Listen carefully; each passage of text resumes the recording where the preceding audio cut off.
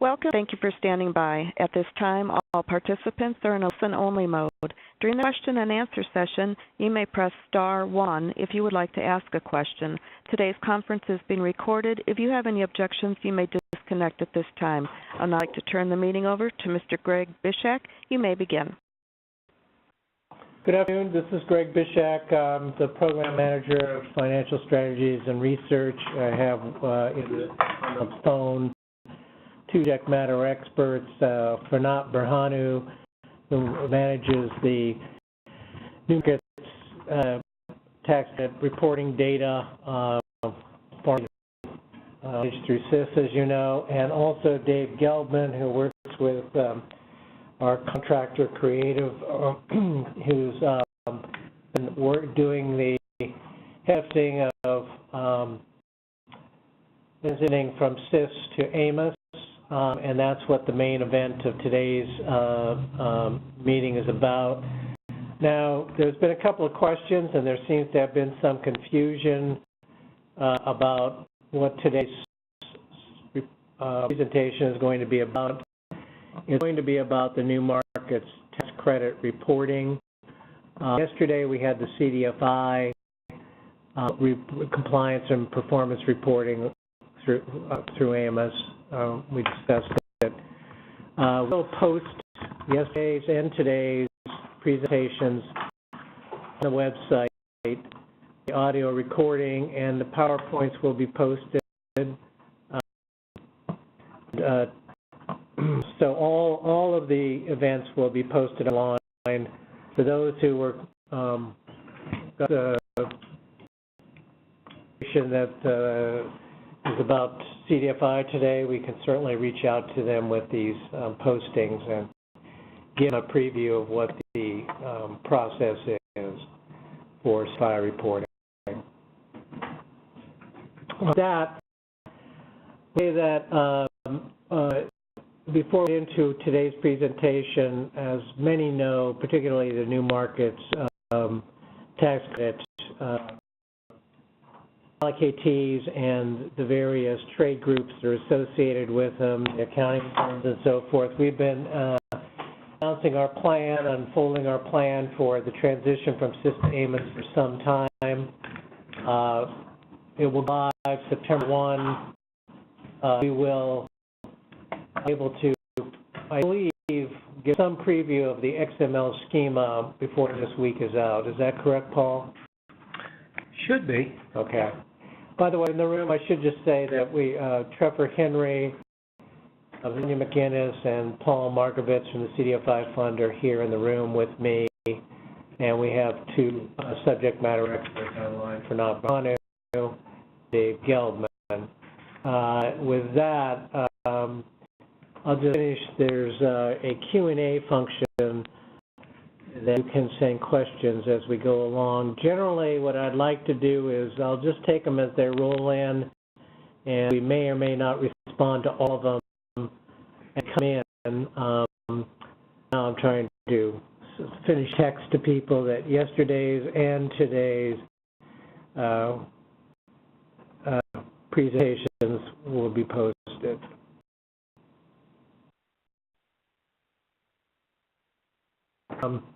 With that said, let me just go back and sort of talk about I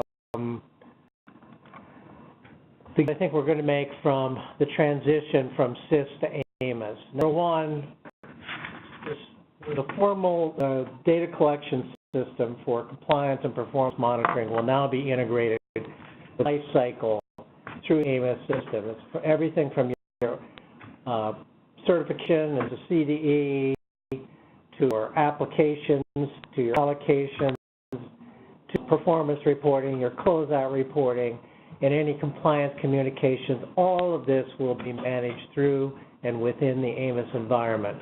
In essence, AMIS will provide a life cycle of services through this integrated web-based system to allow complete transparency into the various ways in which applicants, CDEs, allocatees interact with the CDFI fund. In terms of CIS, one of the major problems people had, and they know it too well, was that ancient servers that were, the powering would be a misnomer, the collection, it often crashed and failed, particularly during the high volume reporting period of June 30th. No longer have that problem because we will be using cloud computing, and there's just so much more computational power behind it. Beyond that, really important gain because since we had to go through a firewall to communicate with all our systems, that created a lot of problems. And now everything's behind one firewall. Practically all of the legacy systems have been migrated into AMIS that were also related to reporting, and I'll note one we'll discuss in turn in the PowerPoint, namely the allocation tracking system. That, as many of you may know, was already integrated into AMIS back in May. There are other systems that are being fielded that were based in SIS, but were really about compliance reporting, like the Closeout report, and likewise is being pulled in. We will have an integrated life cycle of reporting, and no firewalls including this. We're in the phases of doing the data migration of all the different data sets, the allocation data sets, the that's resident within the SIS system, the QEIs that are reported in the allocation of qualified equity investments, and the associated transactions, the various allocatees and sub-allocatee data. All this is being migrated from these different legacy systems, most importantly SIS, into AMIS. We're literally in the final throes of debugging this. In another world, we would have had this done a month ago, but we don't have an ideal world, but we're doing well, I think, and on September 1st, this will be unveiled. So that's kind of my background on this, and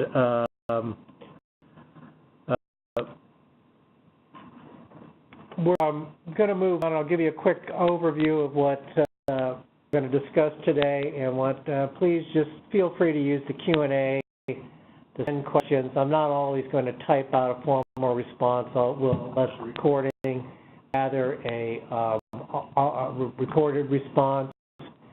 And, call on my colleagues to assist as needed. Now, as I already noted, the system is being, it's retired. You knew it was going to be retired. It was retired earlier this month, and it's being replaced, and you'll access it on September 1st with the AMIS-based compliance and reporting, performance reporting system. Transition of SIS to AMIS basically replicates most of the data structure that was in SIS in AMIS. The ILR is pretty much the same, and it will use the AMIS-based user interface. For those of you who have already been involved in submitting applications, you'll be familiar with the AMIS interface, how you do it, what its look feel is like, how you access your organizational profile. I do want to emphasize how important the organizational profile is, because it's kind of the linchpin of the system. You need to update it. If you have problems in accessing the AMIS reporting system or compliance reporting, performance reporting, it's likely that your permissions are not configured properly in your AMIS file. And often that was the case in SIS. One thing will be gone, and sort of that is, before I had to have my CDFI fund accounts talk to the AMIS accounts. That's gone. My CDFI fund is gone. Now, when you update your AMIS profile, you'll instantly have it recognized in the system, and you should be able to get in, like if you needed to update a permission. So again, the life cycle is a big advance, integrated functionality. To the ILR. User interface, it's in AMIS, you access it through your allocation and organizational information. We'll give you a tour of what that looks like. We published online a set of instructions about the ILR, the TLR, and a set of supporting documents about the uploads are. Many of you have probably already availed yourself of this. It went out in 2 public announcements, one on August 6th, another one on August 20th, alerting the user community about the availability of information when it will become available. We posted that on the old Community Investment Impact System website. We haven't renamed it yet, but it'll soon be renamed. When you go to CDFI Fund's site, you'll note Tools and Resources tab. Click on that. Go to it. You'll see AMIS and then CIS. Click on CIS. You'll get all the documentation. PowerPoint today is really meant to be a kind of clip notes to all those user instructions. A quick start. With that, I'll say go get the ILR instructions and please review them if you haven't already. I'll also note that right now you cannot go into your AMIS account and find the system live because it's not live yet. But soon you will be able to. The one preview we do hope to give you is the XML schema, which I'll talk about next. Transactional level reporting will be done in a similar fashion as CIS, either through the, if you're doing a one-off transaction you're reporting, you can use the user interface. And we'll use that, the manual entry for single transaction. But for multiple transactions, it'll be like CIS in that you can upload a file. In this case, it's a CSV file, not an Excel spreadsheet. Also, the CSV file is separately uploaded for projects, notes, and addresses. Unlike CIS, where you had the 3 tabs that you could upload in one stroke. But that's the difference here. In addition, there is an Excel schema. We do intend to try to give you a preview of the Excel schema before the week is out. But our reporting is pretty much the same way as in CIS, but the formats of the templates are different. We want to talk about that somewhere. I've already given you a quick overview of the fact that we've integrated all these systems, but I'll just pause and talk about it briefly. The application tracking system was released back in May. It's been up. I think there's instructions also, Trevor, posted online. These are also available on the website under the AMIS materials. Okay. And blackout period, remind me when that blackout period was, or is it still in place? All in the allocation tracking system is available, so that period has ended at the end. Okay, so you should be able to access that. That's a component of our integration. CDE reporting is also being deployed in the AMIS environment. That is the sub-CDE dissolution report, the qualified equity investment closeout report, and then most notably the QEI distribution and disbursement report is now once again part of the TR reporting. The one sort of downside is that I'll note that we haven't been able at this stage of the first iteration of AMIS avail ourselves of mobile disbursement upload in the QEI disbursement process. It's unfortunately still a line-by-line update. We are aiming, it's in our so-called backlog of activities that we will build out in the next iteration. We won't have to wait a year. We will do that beforehand, and we will make announcements when we can about when that is likely to occur, although we hope before the next big reporting period, which is at the end of the year, but we'll see. All of these are now being deployed in the AMIS environment.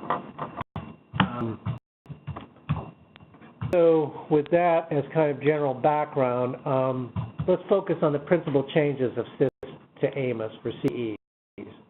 There aren't a lot. The ILR Table 13 was pre-populated with data for the QI investment capital tables. That's important, I think. You still have to fill out the non-QI tables, and we'll talk about how you do that in the presentation itself. a data point in the Project tab. The ILR Project tab will require you to fill out a business description for any and all projects if the key type equals qualig B. And the reason being is that program, and you know this if you've been an LKT in the past, always wants to know if the project lines is generally consistent with what was put into the program application. When you got an allocation, you made certain commitments. We're going to do so many health clinics. We're going to do so many schools, et cetera, we're going to invest in this kind of project. They will know that the business description is detailed enough that they can connect the dots between the general commitments that were made in the pipeline. And we know pipelines aren't exact, that they're projections and that deals change. But they should be generally consistent. And that's the principle the program is using. They wanted something in the business description. It's no big deal. Basically, we took an optional field and made it mandatory for people. And we're not asking for a tremendous amount of detail, but we do provide a good description of the narrative of what we'd like. Thirdly, we've got the new markets eligibility table has added the American Community Survey 2015 census data option. As practically, I'm sure most people on this call know, this is promulgated for some time. We released it last year. It's been there. People had the option of going with the 20 data or the 2015 data. We got that grandfathering option in for people. By October 1st, everybody will be using the 2015 data for projects going forward from October 1 of this year. Shouldn't be a surprise to anyone. ATs can now report, and this is an interesting innovation, the collections when they're closed. This will help the application review process. As you know, you'll often hear from the New Markets Program folks when they're reviewing applications for allocations. What do your new closed transactions look like if you haven't already reported these in SIS? They allow you to actually input it into the system. We need to, I think, enhance our instructions a little bit about this in our current TLR instructions. We were noting this as we were preparing for this presentation, but in general, the idea is if you input it and you don't certify, the data isn't in there, the program people can see it. We do want to make minor changes on that so that functionality is clearer to people. But there, in spite of the availability of this functionality, for timing purposes, Ron Martinez and our program team will send you that template asking you to provide updated transactions so that she and her team can review it. They will make sure nothing falls through the cracks. A little redundancy this year, hopefully next year, that'll become a step that we won't need. And you'll be able to do it through the system. So those are some high-level changes. The thing that's important to know, and that is the annual update fields unlocked, and you'll be able to report certain fields that can be updated, particularly on the note level, the charge-offs, the recoveries, the delinquencies. We do provide more guidance on the actual data for jobs and community outcomes and so forth. We enhance and clarify these instructions for you, and we recognize our goal. We ask you to put in projected jobs. We know those are estimates going forward about what any community outcome associated with the project would be. Clients served, number of students, et cetera, number of jobs. The jobs, though, we recognize, or the actual clients served, the project will reach maturity, and this is the guidance we really have to send out to you. This data once. We don't expect it to be changed year to year. Throughout, when you reach the steady state of the project's maturation, we'll basically achieve the maximum outcomes and put in your estimates. We expect that's like 2, 3, maybe 4 years into the project, depending on the scale and complexity of the project. I'm interested in people, certainly they can ask questions about this now and later. And we will go back out with additional PRA on, I'll talk about later, but we'll probably solicit more comments on this. But the idea is that with some things it makes sense that they change year to year, like the amount charged off, amount recovered, days delinquent. That's a dynamic figure. It could change over the 7-year period. Outcomes, really looking for the maturation point of outcomes and reporting those.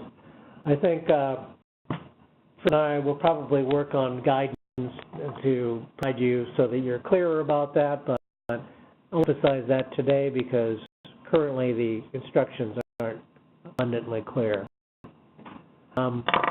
That said, and feel free to pay me questions as we go on. 17 reporting period, we had actually, despite all the problems we were having with the old system, one sort of an interesting, everybody hears about artificial intelligence, but we had that as a security problem that encumbered reporting during the big 6:30 report period. But we're surprised, in spite of that wonderful surprise we had from Homeland Security. Only, what was it, 7 CDEs hadn't reported, Trevor? And that was pretty remarkable.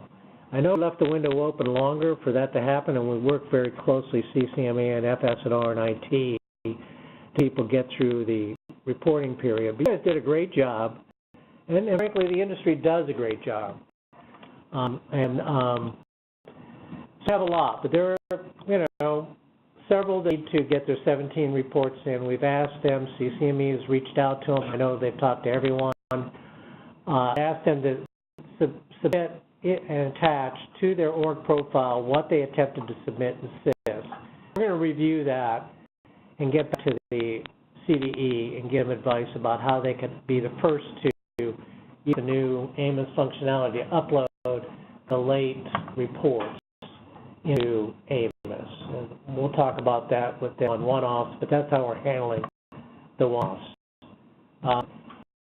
Regarding QEI closeout report, one of the gains, I think, is that the system will now have all the data resident in place of the guys, the clickies, and all the other information we need for the closeout report, although frankly we're still tweaking the data and the data migration.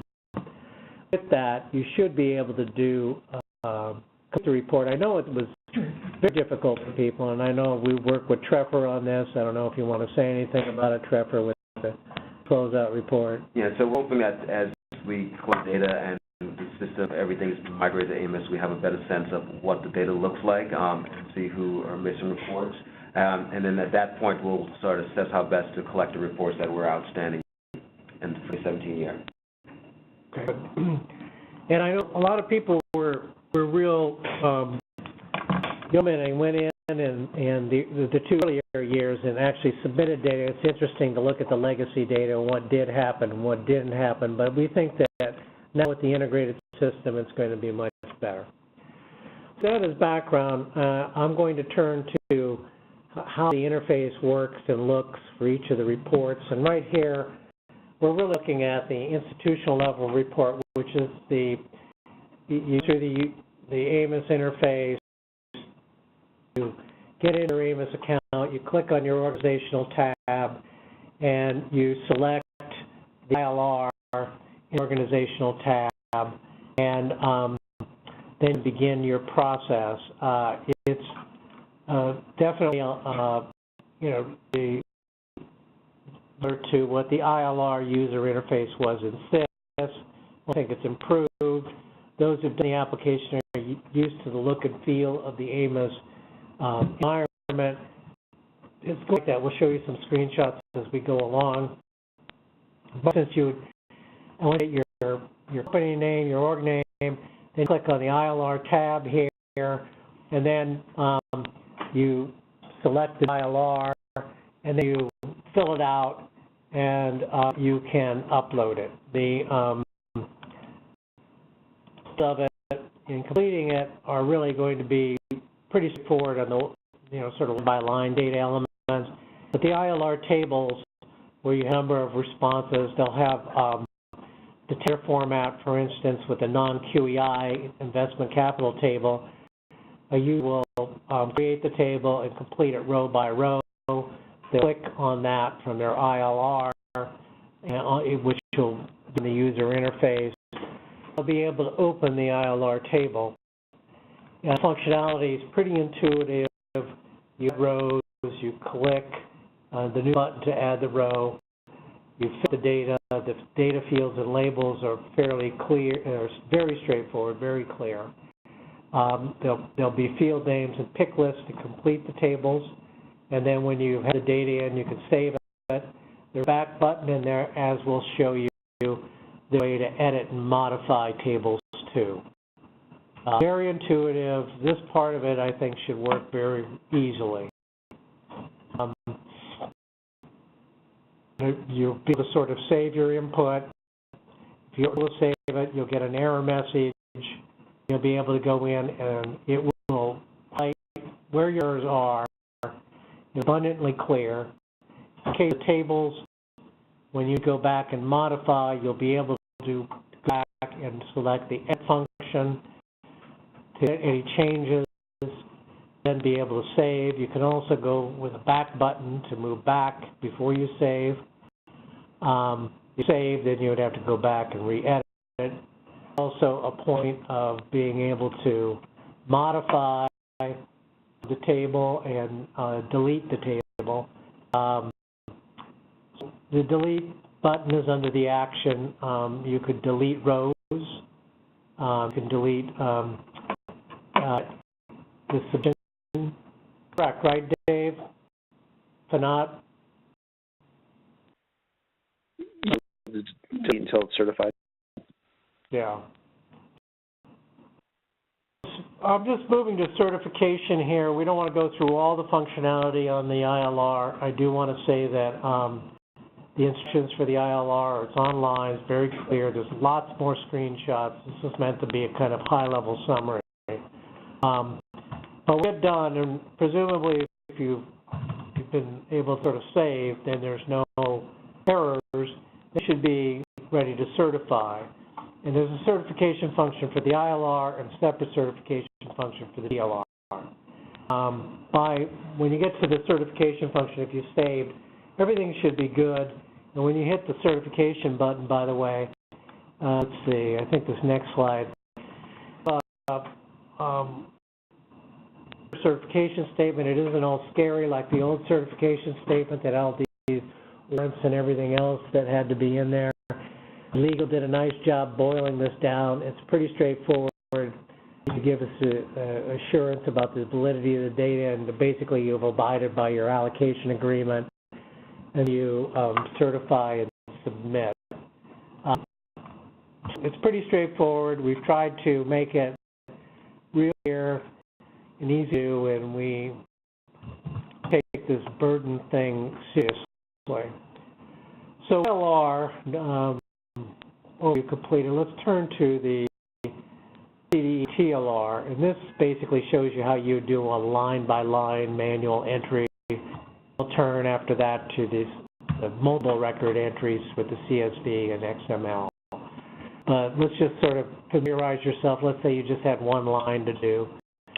Mainly you'd enter the TLR, you would go in again, you're in your open screen, you identified your organization, your allocation, you click on your TLR projects, and then you create a new TLR project, basically. And this would this would be like the screen look and feel, and again, if you've been in the application, you've seen this. But that would look if you were doing the manual data entry and you were entering data about one project and you're not doing multiple data entries. The screen would give you the fields to fill out, and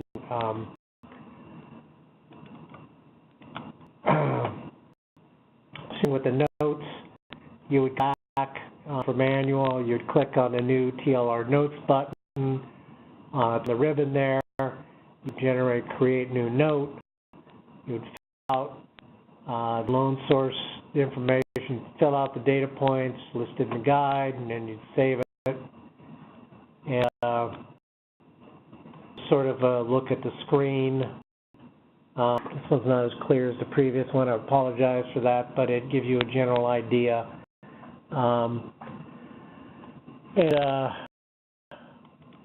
This way, you look at the screen for assigning the QEIs, the keys. Again, this is just meant to be sort of representative of the look and the feel. And then this would be the Kalicki details, a lot of outcome reporting related to the particular note. Manual address entry, you would do the same thing. You would click on your Projects tab, you would select and create new projects, TLR address button. It would look like this. Straightforward, just to give you a sense of the look and feel on it. So with that manual sort of view of how the interface works and with single records, this is the CSV upload. This is uploading multiple records. Again, it's somewhat different. You'll notice in particular, let's just jump. If you can read a little screenshot here, you'll see there's 3 files. I hope the resolution is clear enough for you to see. It says New Markets TLR projects, New TLR notes, New Markets TLR address. There's 2 CSV files. Also, by the way, I have these update files, which we'll talk about momentarily. But you go in, select your TLR import export tab. You'd look for whatever one of these files you're looking for. You'd select your organization, then you get these project files or the address CSVs. And these templates would then be used to download, and then you could begin to fill it out. Open up one. It has a basic structure. It looks like this. It has the labels, it has the type of field, it has the optional field, values, text, and then there's a help desk text under it. Basically, the data is filled in from row 5 and column B forward for completing these records. By the way, Fernand or Dave, if you feel like jump in, you can say, add more detail to this, but this is pretty straightforward, pretty clear. Get into it, like I said, row 5 forward is we're filling out the answers, and particularly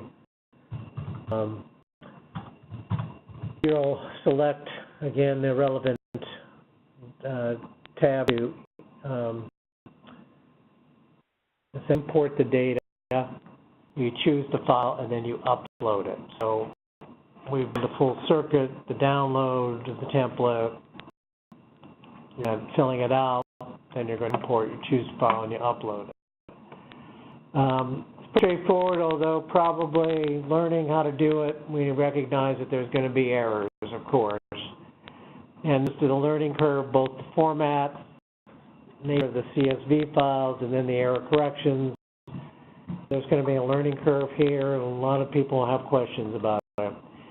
So if you get errors, and you'll get an email immediately, and it'll have 2 files in it. And you'll be able to access these files by clicking on the links under the errors column in the AMIS portal itself. If you get errors, you're not going to get an email, and in fact, if you let me jump forward here. The errors portal, you'll see green here instead of red. If you get errors, you'll get an email, and then you'll get these 2 attachments. There's 2 files. One is the error records, and the other one are the actual errors that you're going to correct. You open them to these files. The error file lists the fields that did not pass validations and caused the file not to be uploaded, whereas the error record file will show you the actual errors that have to be changed. And the error file will show you the row and then show the error in the field. And you'll see an example below. There's more detail in the instructions for the ILR on this, but Dave, maybe we want to talk about this slide here, about the error correction, because I believe it now appears differently in the interface when you're looking at it with the template. So the basic change here is that a lot of the empty rows have been removed, so it's going to be spaced together. This file really is just the error correction file that has the it references the transactions, if you would, or the rows which error provides a description of what failed or why the upload get in there. And it's basically because of the data validation. There's a lot of conditions, so this file, if you use it in conjunction, as Greg said, with the subsequent file, we list the records that didn't load in. And then what you do is you use that file that has the records that didn't load in and use those in that file, use that file and re-upload it. So once you upload it, you know, if it no errors, you're going to get that green, you know, button in the portal, and you'll be able to proceed. The procedure would be used for the TLR note report, TLR address report. They'd use for the project file here. Admittedly, it's not as easy as just uploading one Excel spreadsheet with all 3 tabs in it like you did with SIS. This is the first iteration of SIS AMIS and the Salesforce environment. We are looking at enhancements down the road, but this is how it is now. And there is the XML schema, which we'll talk about, and it will work differently, although the error correction is similar. But so let's turn to the XML file here. You go to your Import-Export tab, you select the org, and then you're able to download the schema. We are going to try to get the schema just generically posted on the website later this week.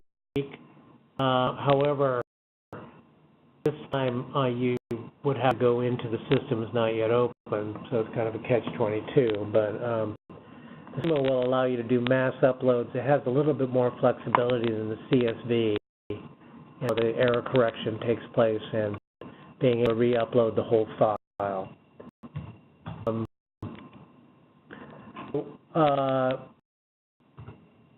Dave, if you want to talk anything about this and how we're going to go about allowing people to test XMLs. We had some discussion with vendors earlier today online, and we are providing a test environment. If there's anybody here on the Markets WebEx today that wants to do that, you would submit to our help desk a request to AMIS access to testing, and we will set you up with a test account so that you can do that, essentially in the sandbox environment, to be able to test that you've got the records configured properly so when you upload them, they're error-free. That's where we want everybody to be. There's a little bit of difference between how the errors are dealt with in CSV versus XML. I don't know if you want to give a quick overview of that. Yeah, sure. I mean, it is a similar process, but the files themselves are different. Within the XML, the structure of the XML contains the TLR project, the address, and the transactions all in one string, if you would. So if there is an error with the XML, you get a full error, meaning that none of the data loaded in.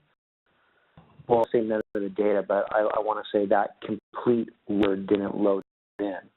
You also get a partial. A partial means that within the structure itself, the child's the address or the note or transactions didn't load in. Now, I don't want to get too technical, but it's a little bit of a difference from the CSV. And the CSV doesn't have a partial, it just has an error, and then it produces a file with those records that erred, whereas the XML does have a partial where the project itself could load in, but say the notes won't. So you'll get a file return that's going to have the parent of the project, and it's have the child records, if you would, or transactions that did not load in. So the expectation is you take the error file and you work as you would if you were doing CSV with the other file that lists the errors. You fix the errors in that data file and you upload those. So actually it's the same thing, but it's a little bit different because I'm sure the XML is all contained within one file and not broken out like it is with CSV. So, I think that gives you a brief overview. Certainly learning by doing is going to be needed, and we, again, expect people to submit service requests through their AMIS service accounts. We'll also give you additional help desk contact information at the end of this PowerPoint here. But that said, that gives you a quick tour of the XML upload, the CSV upload. I'm going to go through all the other reports because there's simply too many of them. And the multi-CDE, the CDE dissolution, we're not over the details of the disbursement reporting within the TLR, but it's very similar to what you experienced in the past. But API Closeout is a new report. Unfortunately, it's not going to allow you to do multiple record uploads. You're going to use the user interface at this stage. There aren't that many CDEs that have literally hundreds of records to manage. There are maybe a few that have tens of records to manage at a given time. We still think the user interface is doable, although we understand there are clients who want us to look at enhancement. In any case, this is what the look and feel of the interface is. You'll note at a ribbon, you can go select the closeout report, and from there create a closeout report. And when you get into it, it will then display the many QEIs, and the cookies related to it will also populate. You select on the right QEI associated with, and you'll get associated transactions for the QEI. The points for the closeout report are the same as they were in the SIS environment. There's been no changes to that. It's virtually the same, although anyone who's attempted to do this knows that case sensitive to the type of clicky or the purpose, and so we weren't able to show you all the different pick list variations that would result depending on the case sensitivity. But generally, the high-level data points are the same, and the functionality is the same. What we're attempting to get is the same. The definitions are the same. So that's our high-level tour. You've been remarkably about any questions coming through on the Q&A, but we certainly welcome them now. We also would welcome calls. Return to that, I just want to highlight, these are our desk contacts. The AMIS help desk is listed there. In addition, I'll again highlight that if you're in the system, you have a specific service issue in the system about a particular upload, we're trying to take the first steps of the upload. Please use the service request because it's our best, easiest way to track things. And there is more transparency in that system, both you as a customer and us as the people supporting you and trying to get you to the finish line. unlike CIS, where we not have transparency into the help desk ticketing system, we can here, all of us at the CDFI Fund, look at the help desk tickets.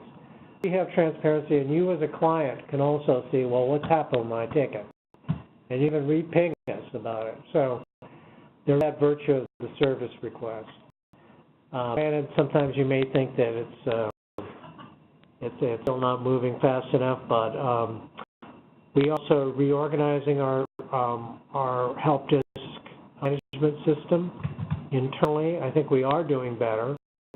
It is transparent, but we're trying to essentially prioritize it and refer it to the proper subject matter experts to expedite and complete the service request in an efficient way. So that's going on right now.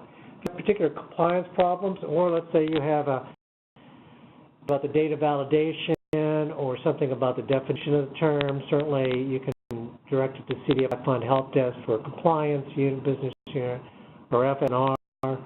Most of you folks up there are experienced hands. You know how to get a hold of us. Certainly, Jennifer and I have all heard from many of you, and we actually welcome your comments, and we do get back to you. You know, we're there trying to help you out. Sometimes we do get crushed a little bit, but you get a hold of us. And the CDFI Help Desk is one way. The AMIS Help Desk is another. You get your other sources, but don't overlook the service request in AMIS. It's a key way we actually track this and what we're doing. And it's important for us to know how we're doing. In fact, we'll try to automate these other help desks in a way so that we can track it better too. I don't know, I have IT folks and compliance folks here. I don't know if you want to say anything about the help desk stuff at all while we're talking about it. No, I mentioned that we do recognize that the use of service request has been something that's been a little confusing to our external users, and so within the next couple of months we're going to be revamping the way that the service request form works, the type of notifications that we provide along with it. So we're going to be doing some improvements with that. So right now, when you submit a service request, you will still see references to CIS. So if you have issues with anything that you've seen here in that presentation, continue to just reference it as CIS. Keep in mind that in the next couple of months that will be overhauled, and there will be then more namely uses for you.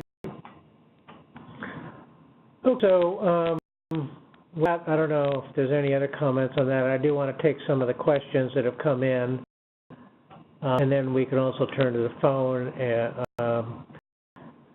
I understand we had a communication error. I know that we did send out communications about this. Our Legislative External Affairs sent it out on August 20th, and there's something posted on the website. We will touch back with people after the Labor Day weekend. Particularly, it looks like the CDFI community needs another go-around on this. We'll be glad to do that.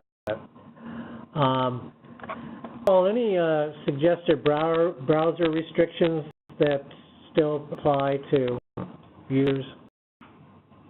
You know, as usual, we always recommend using the latest versions of the browsers, but there are no restrictions like we used to have with our legacy systems that limited to Internet Explorer or a specific version.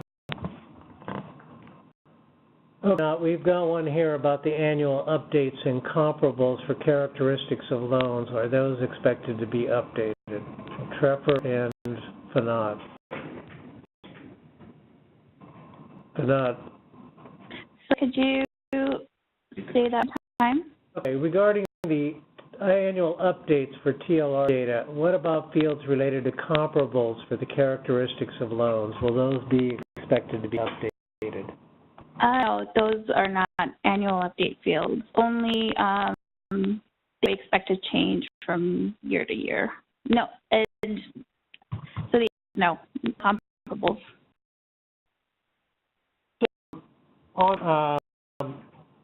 Certainly, if you have questions, and I'm sure this industry knows how to speak to us,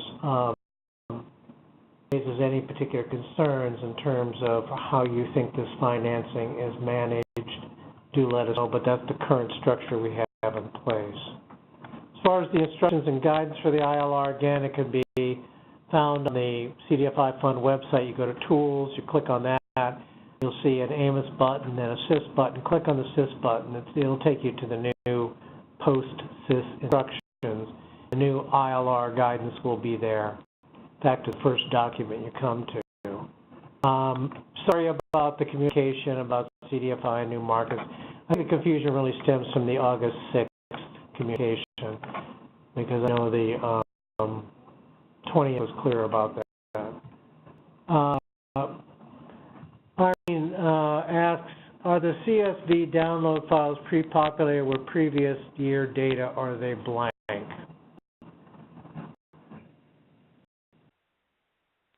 Correct? Then you'll be blank. The ones that have your existing data, what you're supposed to do is basically export, and then you would use those as the update template. So that helps people. Question again, Dave, you might be able to help me out with this because I don't know the answer to this. In the email listing errors, it goes to the person who's logged into the site at the time, right? It's not like, or is it to a designated individual? I presume the person who's logged in is the designated individual. Yeah, it uses their contact email address underneath their org profile. Interesting question, because we have vendors who are able to access this and report on behalf of others.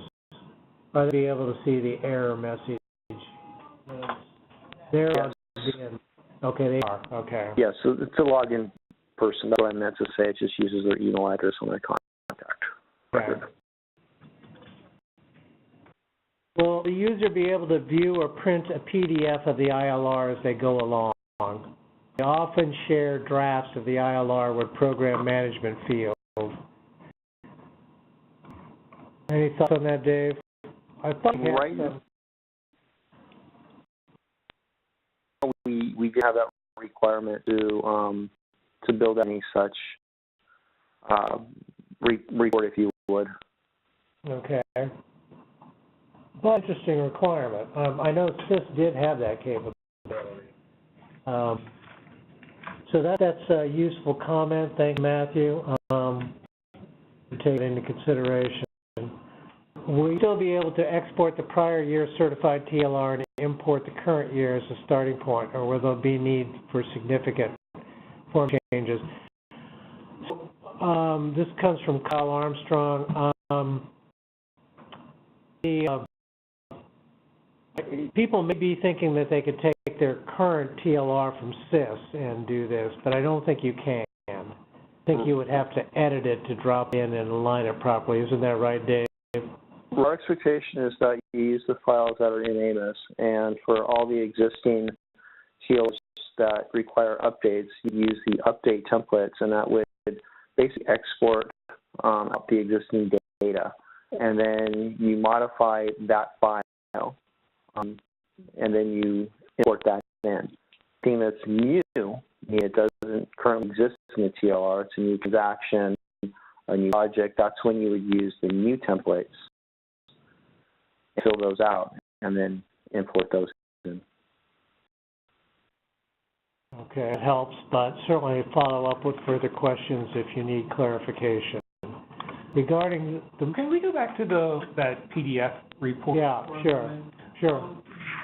We should be able, though, to build just an AMIS report that is exportable to Excel. Correct. The only challenge with doing that with the ILR is that there's a lot of different data points. It's not just one. So it can get a little bit challenging. I believe there's 8 or 9 different tables within the ILR. Oh, I see. Well, ILR was always easiest to insist to view as a PDF, because it would summarize the data in PDF. And actually, that was the functionality. I mean, SIS always got trashed for a variety of reasons, but it had its virtues, and that was one of them. Yeah, I mean, there's a way to do it. You just have to do a custom report and build it out. So if that's a requirement, and I'll put that on a backlog, we can do it. But it's worth. Did you have something, Trevor, on that? Okay. We can multi-C2E transactions. The collaborative option is going away, but we will in fact support it. Okay. Anyone who wants to continue to use it has, let's say, used it throughout the allocation life. They want to complete it in that format. We're going to continue to support it. We're also going to help people basically convert it to lead reporting.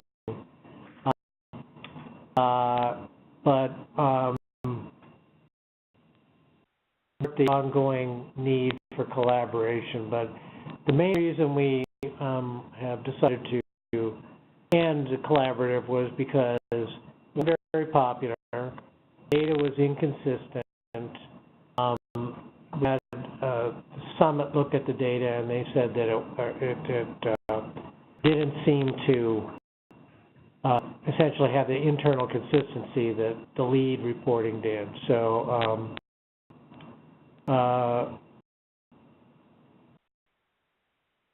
basically, what we're going to do, we're going to support those who feel like they need to or want to continue with finishing out the allocational reporting using collaborative. We'll help people convert it essentially to lead report if that's how they want to manage it. They need to submit a service request in each case. A short project business description is, Dave, I think we wound up with a longer character limit than I expected. I think it was like 500 characters I was recommending originally, or Rosa was recommending, but way more than that. We provide a good example in the narrative, and we will put, and program actually has given us some examples, and we'll post those examples so they're clear about it. We don't treat us, and we don't necessarily need a lengthy paragraph. We need something succinct that basically mirrors a lot of what you had to say.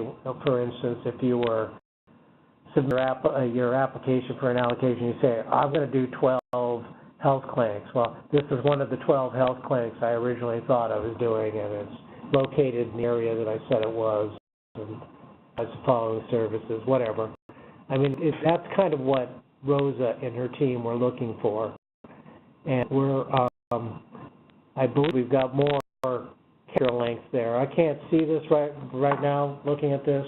For another day, maybe you have access to something to answer the character limits, but it's lengthy. Let me just say that. It's probably more generous than it needs to be. Try to be succinct and give us a sense of what the real nature of the project is, and just make sure it mirrors what you were talking about in your generally. As a term, I think an elegant term that program has, generally consistent. They're not looking that it's exactly like it was.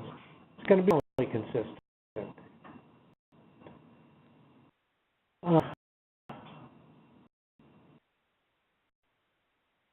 Question, Kevin Reeves.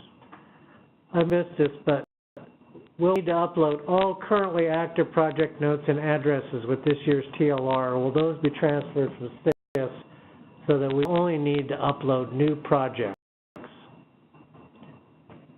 Data if not. Yeah, all the data that was certified in CIS has been migrated over to AMIS. So, yes, going forward, you'll have to do it for the next round, yeah. New stuff, right? Right. There will be updates to anything existing. So, if you know, if assuming, yeah, if there's changes to anything, TLR, then you use the update template to do that. Unless there's just a few changes, then you can go into AMIS and the UI and make those updates. That is a CDFI will have to submit an ILR because the ILR in this case is exclusively for the new markets allocation. There is no CDFI ILR. The CDFI ILR has basically been replaced by the annual certification report for CDFIs. That's why we got rid of the ILR. It was redundant in the case of CDFIs. We have no annual certification report for CDEs. That's why the ILR persists. Plus, it has different functional questions for IRS, for instance. So the ILR is its own instrument. If you have an allocation, you have to submit it.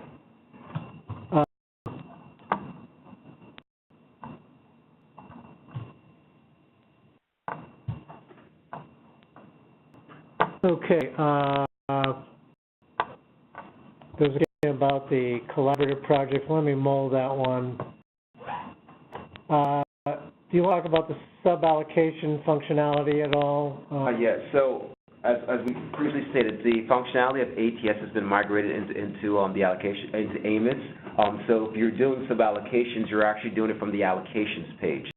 So at the top of your screen, on the home screen, when you go to it, there should be a tab actually called Allocations.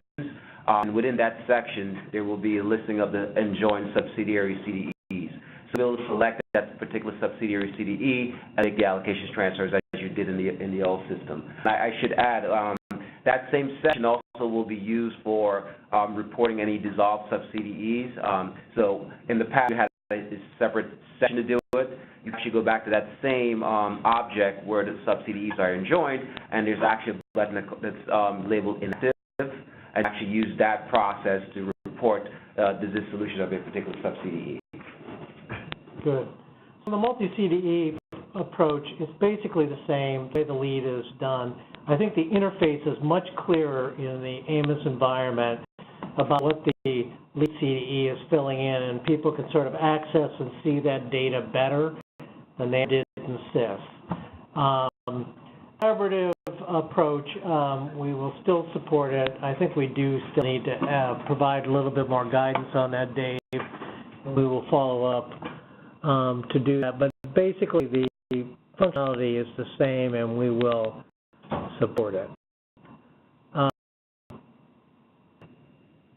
So, question about the maximum jobs. Let me just go back and say that there's two things here, and that's worth mentioning. First, we still have these projected outcomes, jobs and outcomes. Remember, you have community capacity impacts, and then you'll have jobs, and we have projected estimates. The actual jobs, which, frankly, the words of which came from the industry itself and the user community, they wanted to report jobs. And it's interesting, I just found communication which led to the creation of this field several years ago. Industry said, when a project matures, it gives us the maximum impact, and we want to be able to report the maximum impact. And so that's why we put the actuals in. The problem with allowing these actuals to be in and be dynamic and change year over year is that you have a unstable, vary so much. People go in and change them for all sorts of reasons. What we're trying to do is we're trying to, give you the option to give you report the projected number, and then once the project matures, and you've reached this maximum impact, you've built out a multi-tenant building, and you've got all your sub-tenants occupied with the tenant businesses, and you basically hit the mark on what the business developer expected. Let's say that's 5 into the allocation. We expect to sort of put that in there and not change it again.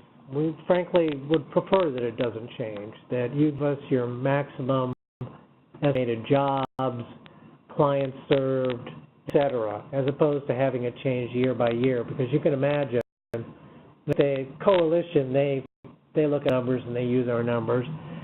imagine, Paul Anderson, if you're on the phone, if your numbers changed every year, that wouldn't look good as a narrative, would it?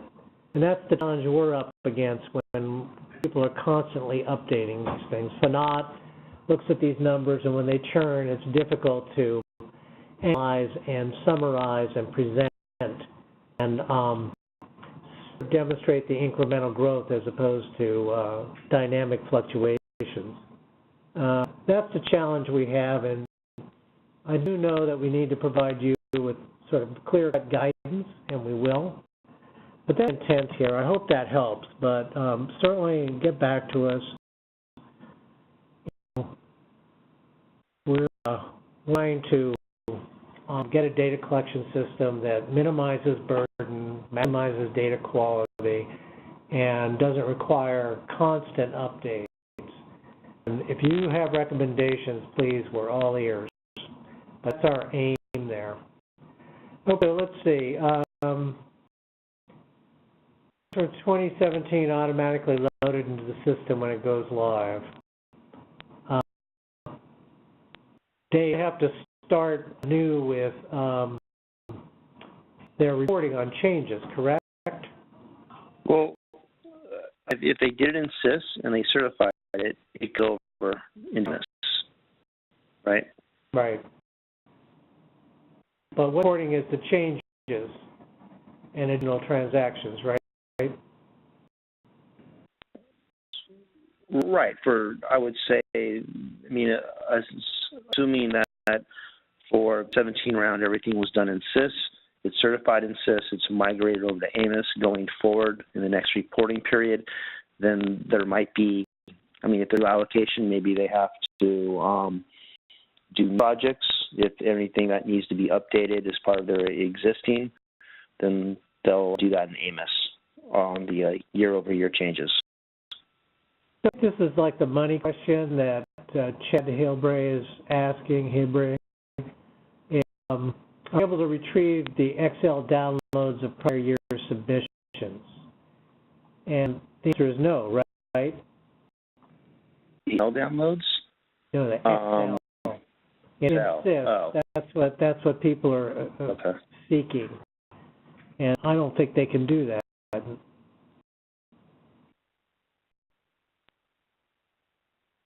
Right? Yeah, I'm not sure what that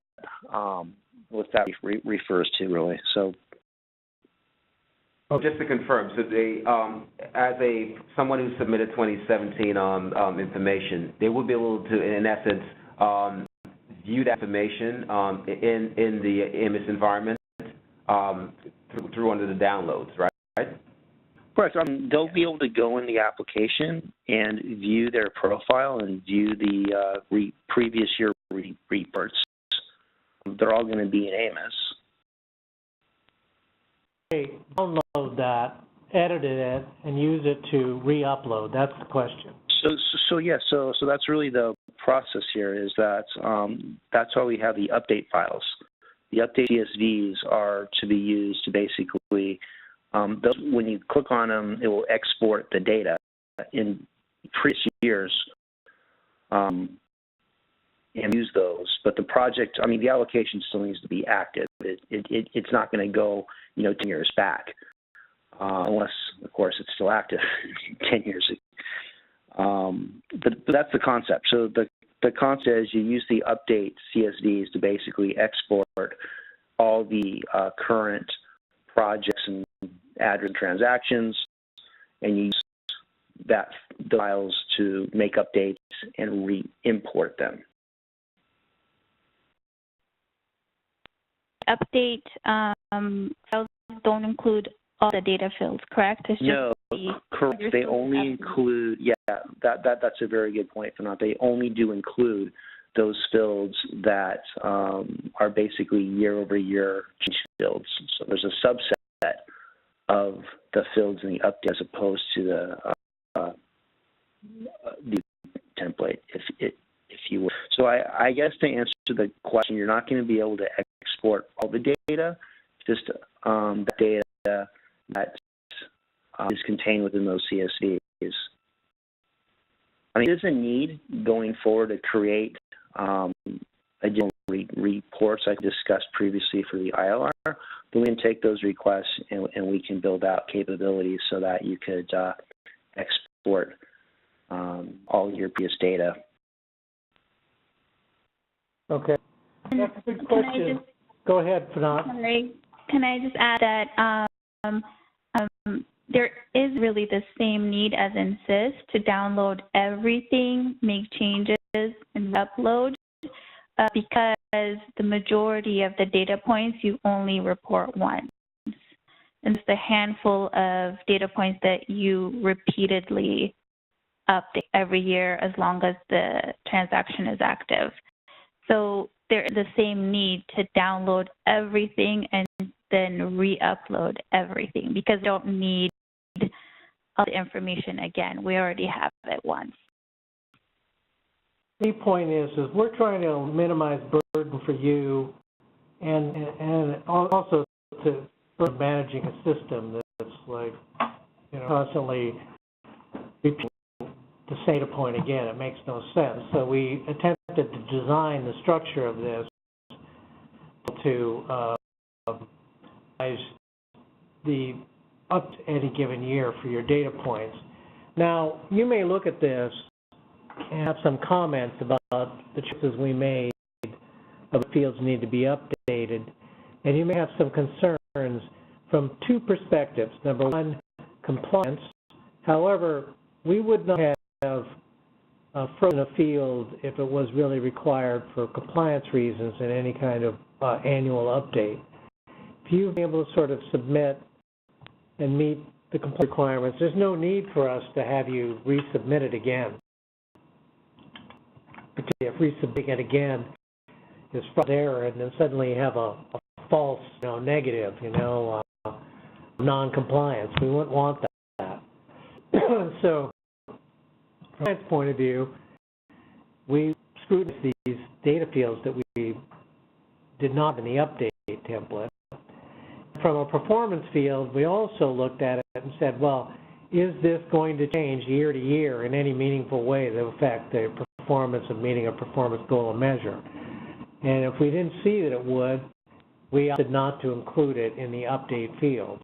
So if you think we've made a final error in our decisions, tell us about it. But those were the foundations of our judgments, the criteria. And that's how we went about it. I don't know, Bernard or Dave, if you have any comments on that. That's how I understood the process. Okay.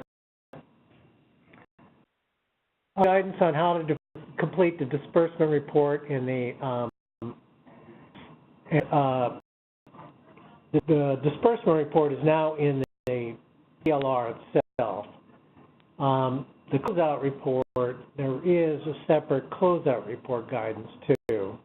And it does allow for these loan purchases, FICOs, and other things to be included in there. And those data are being migrated and should be available for you to use in your closeout report. I think this one sort of fuses two separate reports, disbursement and closeout. But there are separate instructions for those. The disbursement instructions are in the ILR instructions. And to add to that, I think so a lot of the disbursement information is done on the QEI level, so you'll edit it from the QEI page by selecting QEI. On the annual update field, someone says for jobs created, do you want the difference or the latest total for jobs created? Again, we're going to try to give you better guidance on this. Because really, if we're going to get incremental data, then we're really going to have to try to sum this over time. That will make it more challenging. We want your best estimate of what the steady state number was, period. What was the highest outcome total that you derived from the project? Put that in the project mature, and that's what we want. We don't want incremental changes year to year. That makes it extremely difficult. At one point, we had to do that for Recovery Act reporting. It was a mess. won't repeat that. So we clearly need, it's a good question, Chris. Appreciate the question. We will get back to you with better guidance on that. Also, I believe AMIS only allows them to enter that number once. So if they go back and try it again, it won't let them do. So that's we need to really get good guidance out to people to sort of make it clear to them that we want your best, state estimate on what the impacts were, and we don't want like year-to-year changes. It'll drive you crazy, it'll drive us crazy. We want to avoid that. Okay, so yes, you'll have the ability to download much of what you reported, but not all of it, as we talked about.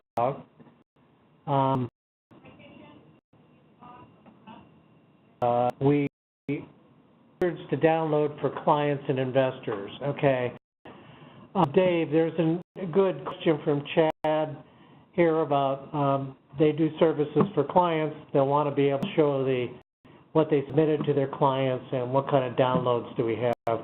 You were talking about the Excel, exports of data, and we talked about PDFs. We only do the Excels. There's definitely reporting capabilities. Dave, I don't know if you want to talk about that at all. Kind of a vendor question. Chad asked, they provide services for reporting services for clients. Yeah, there's a whole lot of reports at this point in time, but we did have a backlog to send an email out once something's certified that would have useful information that perhaps others could use to forward it on to their clients. So that's something we had in the backlog that might be useful depending on what type of information needs to be sent.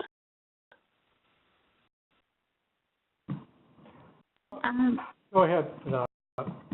I don't know if this is exactly what the questioner is looking for, but when you upload using the CSV function, does give you all the channels that uploaded successfully, I believe. Is that right, Dave? That uploaded successfully. Are you referring to like an output file? Yeah. Yes. So I mean, we basically say that the record that was imported, if it all goes in correctly, then yeah, we say that's success, and you can theoretically use that file and say, this file with all this data was certified.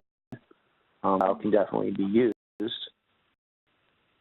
they're looking for some type of an official email or something from the fund upon certification, we don't have that built out just yet. It wouldn't be a whole lot of work to build something like that out. It just depends on the information that's contained within that, right? So. Well, we have another question about the annual updates on outcomes. I think we're really going to have to put out some better guidance on this because it's clear people want to do annual updates all the time, incremental updates. I'm not sure that's useful for everybody, and that's really what we want to drive away from, so we have to clarify how people are going to use this annual update function. There's several questions on this.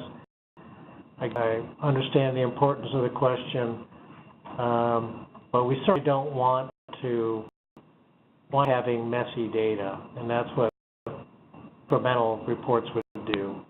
We want to avoid that. We're looking for the steady state number, if there is one. Again, guidance for all of this is on the CDFI Fund website right now. If you go to our website, you go to Tools and Resources. It's at the top of the page, top ribbon, click on Tools. You'll see you click on the old CIS icon, CIS, and then it'll get to the page. It'll all be there. Yeah, a quick clarification. I think that particular link has been changed to compliance and performance reporting resources instead of CIS. Good. So just keep that in mind. So it's compliance and performance reporting resources. Thank you, Trevor. And then Kim getting out in front of that. Yep. A docketer, I think, asked, can we give our best number for clients served this year for past projects that are still active? And we're going to give you more guidance on this. You know, giving us a projected number, that's enough for now. Let us get the guidance to you so we can, like, make sure that we're thinking your projects usually mature year 2, 3, maybe 4. What's expected maturation year? Report data then, and we'll take that as your best estimate. It's really what we want. No, many people in the industry are interested in dynamic analysis. That's not going to serve us well if we go that route for a number of reasons. It's maybe an add-up reason. We could get huge fluctuations if we did that.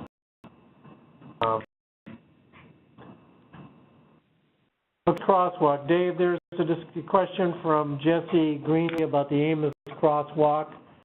There's a crosswalk for both the CDFI and new markets from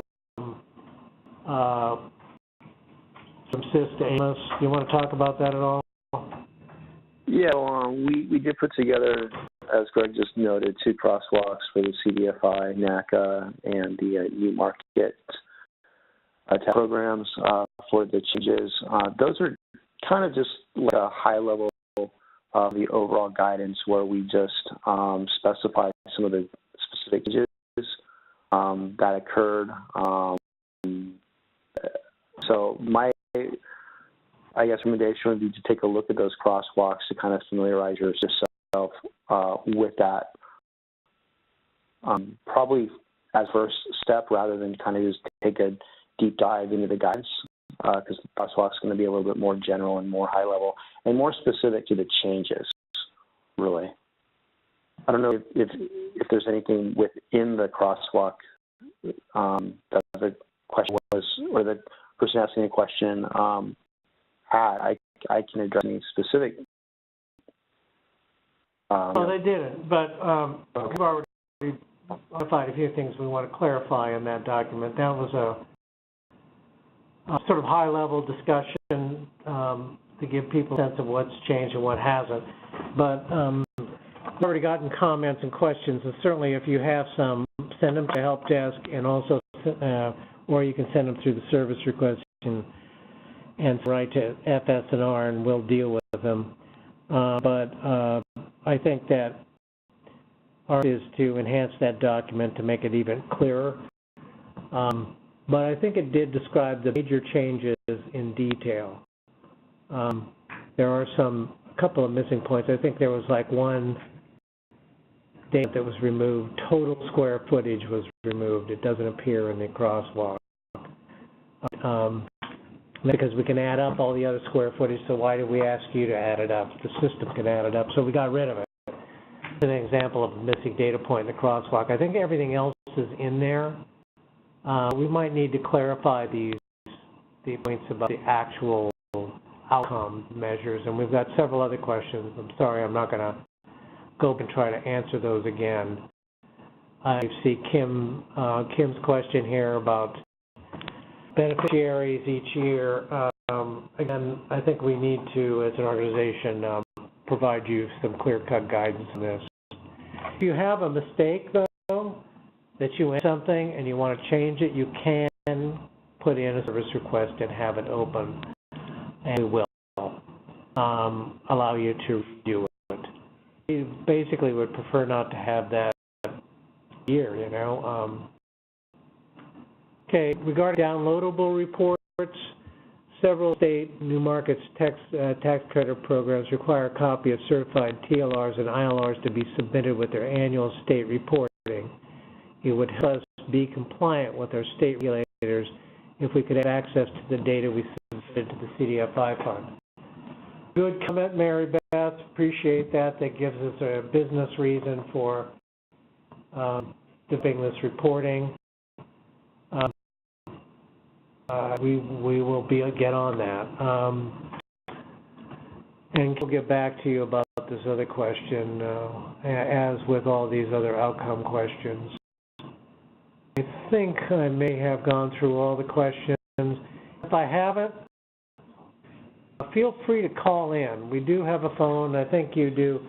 Is it star one, Ken, that they call? Yes. If you'd like to ask a question from the phone lines, you may press star one. Please remember to unmute your phone and record your first and last name clearly when prompted. Once again, to ask a question from the phone lines, press star one. 1 minute, we wait to see if there are any questions.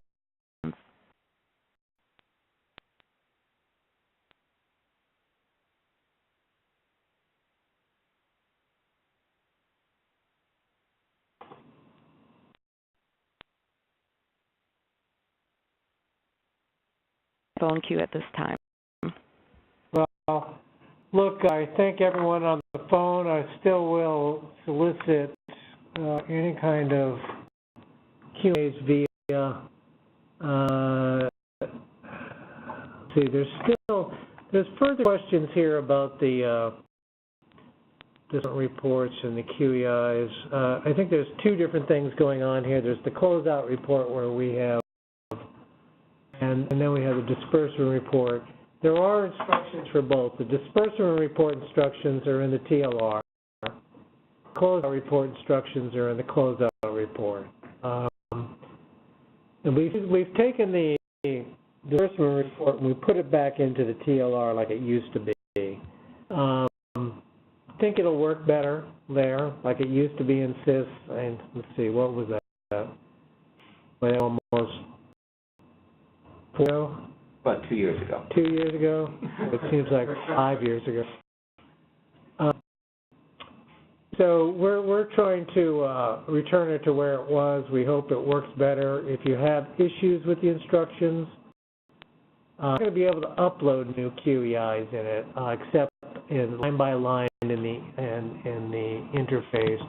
There's no CSV upload for disbursements. I know alone in asking that question. I know Dave has it in the backlog of things we've got to build out in the enhancements. But our aim is to do that. For now, you got to use the user interface. I think that's it. If any other questions, I think I may have hit them all. If I skipped yours, I apologize. So, I did nail them down all. Yeah, and you can always send us emails. You know how to get a hold of us. Use the help desk or the AMIS help desk. On point, I think that all for your attention, your participation. It's a big deal. We really appreciate you taking the time of the day to find out about this. We know there's going to be more questions. Again, use the service help desk requests or these help desk lines to get to us.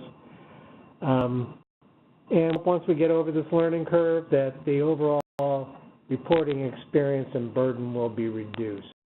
That's the aim. I really do think that the computing capacity of this system is going to be so much, its processing power so much enhanced. That'll be a big deal. The integration is a big deal. Everything talks to each other, our systems. And particularly the allocation tracking system talking to the report system, that's big, and the closeout system.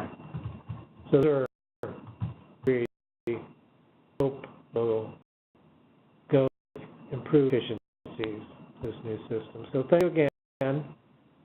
Really appreciate it. We will post these on the website, the recorded sessions, and the podcasts themselves.